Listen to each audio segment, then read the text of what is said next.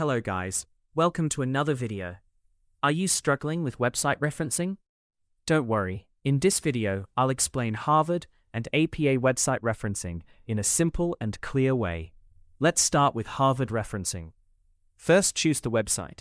When referencing a website, you include the author's name, year of publication, page title, website name, full URL, and the date you accessed it. Copy the website link first and follow the next step. First website name, then year of publication in brackets, then page title, full URL after labeling it as available at, then today's date. Now APA referencing.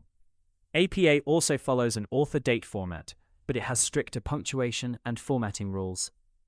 Copy the website link first and follow the next step. For websites, you include the author, year, title in italics, website name, and URL. No access date unless the content changes frequently. It is same as Harvard with minute changes.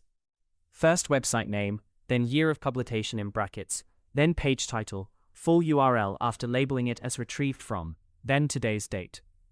Always check your university guidelines before choosing a style.